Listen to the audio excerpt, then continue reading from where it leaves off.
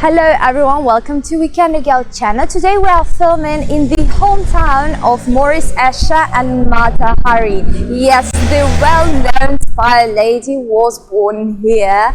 But if you couldn't guess from the very beginning, it's Leeuwarden, one of the most underappreciated and underestimated cities in the Netherlands.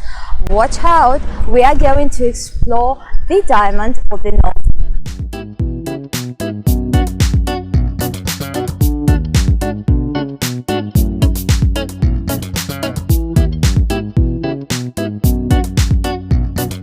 Leeuwarden is this underrated cousin who quietly invented how to cool stuff before anyone else noticed.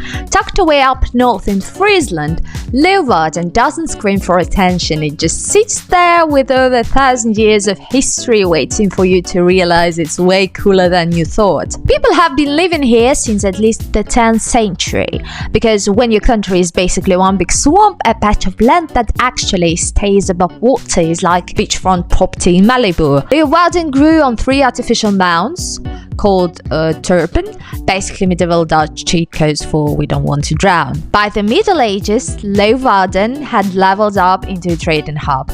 Location was everything. Rivers connected it to the North Sea, meaning ships could sail in, drop off goods and sail out with Frisian cows, butter and cheese. If you think Dutch cheese is just Gouda and that's it, Friesland would like to have a word with you guys. In 1435, Leeuwarden officially became the capital of Friesland. The Frisians, famous for being stubborn, independent and speaking their own language that even other Dutch people shrug at, picked this city as their headquarters, and it shows.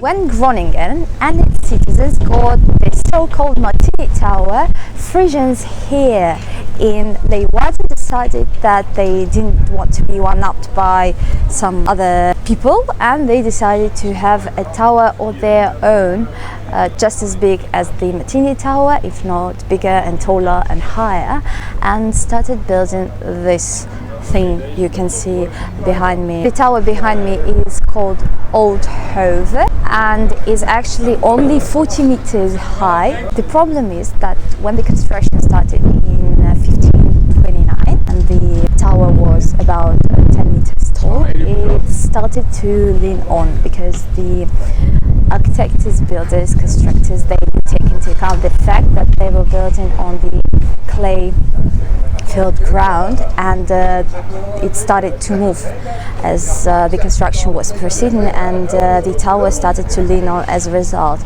Any attempts to rectify the situation resulted in the tower bending in on itself as well as leaning on. So what you can see is the result of a 4-year attempt to rectify the situation and build something at least, and it is carefully preserved till nowadays in the state it used to be about almost 5 centuries ago, and I think it's a good reminder of a need to plan everything carefully. Plus it is a good tourist attraction, I suppose, just like towers in Pisa and other countries and cities around the world.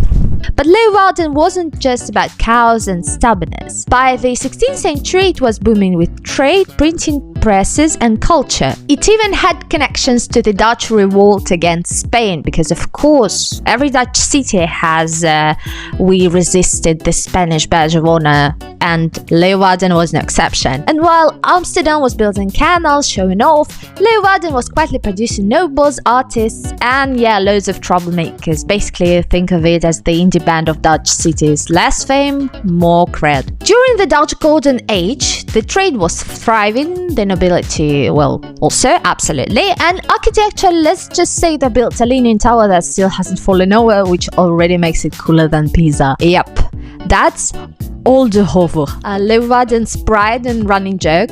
Construction started in 1529, but the ground was like, nope, and the whole thing began tilting mid-build. Did you fix it? Nah, They just stopped, left it half finished, and now it's the city's most iconic landmark. Basically, a giant medieval meme of expectations versus reality in brick form. But the Golden Age wasn't just about crooked towers. The city was also buzzing with culture. It had a booming printing industry, making it a hub for knowledge, books, and ideas. Imagine it as the 17th century version of having a trending TikTok account, only instead of dance trends, there were pamphlets about religion and politics. And also, let's not forget about people. Friesland produced some big names, and Leeuwarden proudly claims two of the most famous. First, MC Escher, the artist who broke everyone's brain with impossible staircases and the mind-bending prints, steel breaks actually.